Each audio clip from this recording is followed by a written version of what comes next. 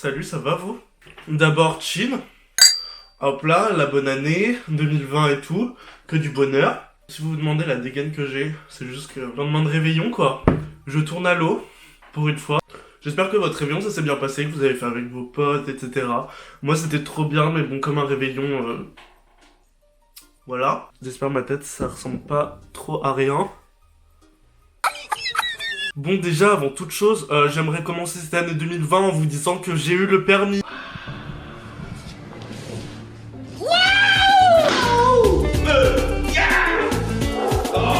Wouh, ouais. Comme vous avez pu le voir sur mes dernières vidéos, vraiment la luminosité est dégueulasse et ça me saoulait. Du coup, je me suis dit, où est-ce que dans la maison il y a de la lumière quoi. Et ça m'a amené dans l'atelier de mes darons. J'espère que la lumière est bonne, je pense que oui. Ça me rend d'une blancheur. My god. Mais bon, by the way, on se retrouve aujourd'hui pour une vidéo que je voulais totalement faire. J'ai trop envie de faire des concepts sur ma chaîne parce que j'aime bien faire plusieurs vidéos qui ont un rapport entre elles, etc. Je suis content, j'ai l'impression d'avoir accouché de quelque chose. Donc en fait, le concept, c'est qu'on va se retrouver à chaque fin de mois dans une vidéo où en fait je vais vous présenter mon top des films que je suis allé voir au cinéma ce mois-ci, parce que comme vous le savez peut-être ou peut-être pas, je suis en études de cinéma à la Sorbonne à Paris. Donc bien sûr, c'est la base d'aller voir des films, donc je vais H24 au cinéma. Et donc j'ai appelé ce concept le cinémoi, comme cinéma, mais allié du mot moi, genre month en anglais, et j'aime trop. C'est nul! Donc là on se retrouve avec le cinémoi de décembre, donc voilà, c'est comme ça que la vidéo va s'appeler. Et en fait, je vais vous présenter les 8 films que je suis allé voir. Donc voilà, je vais vous hiérarchiser. Le premier film, ça sera celui que j'ai le moins aimé, et le dernier film, ce sera mon préféré. Ok, donc on lance l'intro.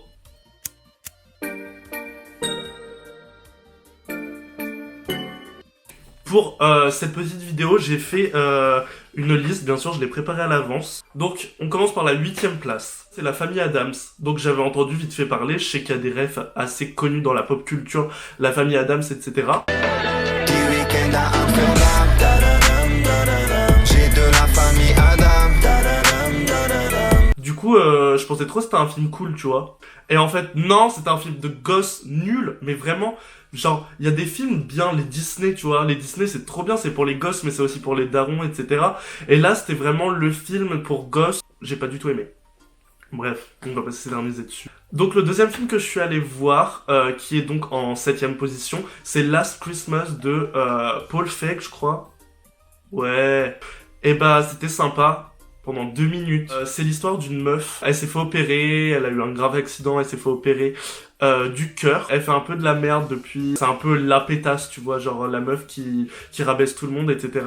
Jusqu'au jour où dans sa boutique de Noël, là, super cliché, il y a un mec qui vient et il tombe totalement amoureux. Et en fait, le mec est parfait, genre vraiment le mec, il a pas de portable, genre son portable il l'a mais il le laisse chez lui dans la cuisine et tout, enfin j'ai pas trop compris le bail, genre un peu chelou. Et donc voilà, en fait c'est encore une histoire d'amour de Noël, vraiment...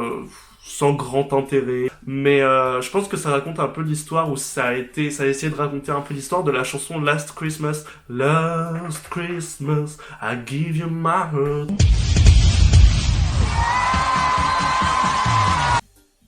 Je sais pas si vous voyez.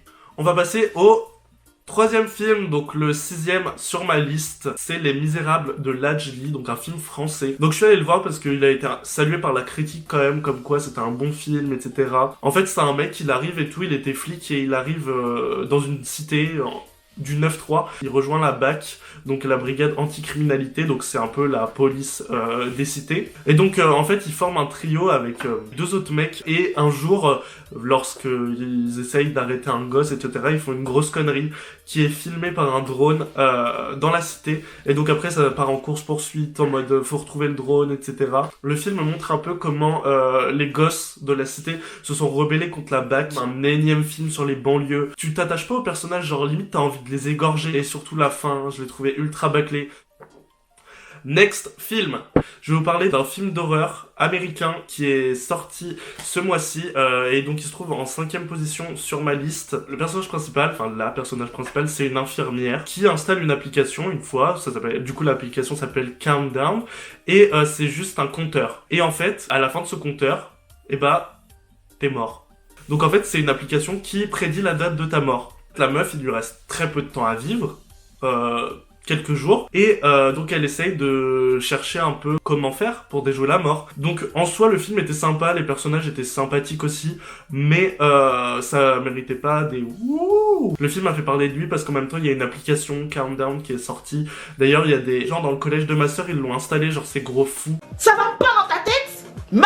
En 4ème position, c'est Jumanji Next Level. Je pense vous connaissez tous Jumanji. C'est un film assez vieux, je sais pas trop, il date du 20e siècle. C'est un film de base qui raconte l'histoire autour d'un jeu de société, etc. En mode le jeu de société prend vie. Et dans Jumanji 1, des jeunes sont propulsés dans le jeu vidéo et c'est super sympa.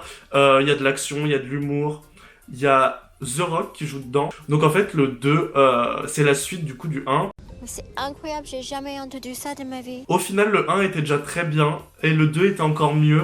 Plus d'action, plus de personnages, les personnages sont ultra attachants, tu les aimes, ils sont drôles, il y avait encore plus d'humour dans le 2. L'histoire est vraiment sympa, franchement, j'ai vraiment grave aimé ce film.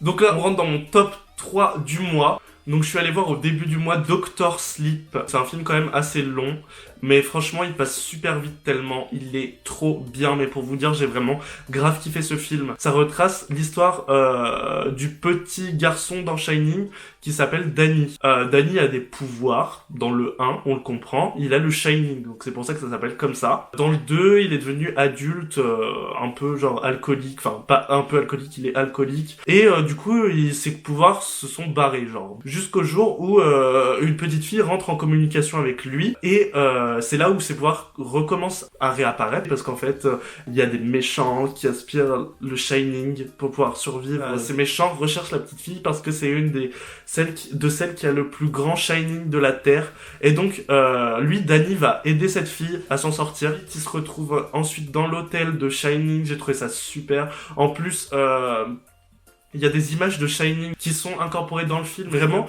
ce film, une pépite, je vous conseille à 100%, il est trop bien. Donc maintenant, je vais vous présenter le deuxième film que j'ai préféré de ce mois de décembre, et c'est À couteau tiré de Rian Johnson. Vraiment, c'est une pépite, je m'attendais pas du tout à ça. Je voyais juste vite fait les affiches dans le métro, parce qu'il y en avait partout, et je voyais juste qu'il y avait...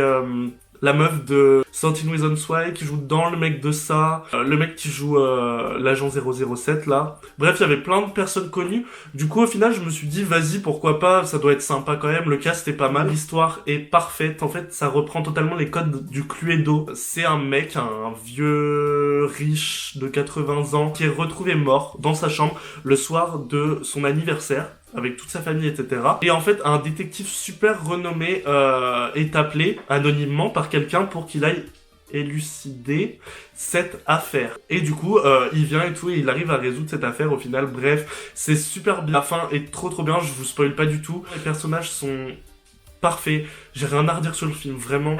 Regardez-le direct. Alors maintenant, on va passer à mon film préféré du mois. C'est un Disney. Vous avez tous deviné, je pense.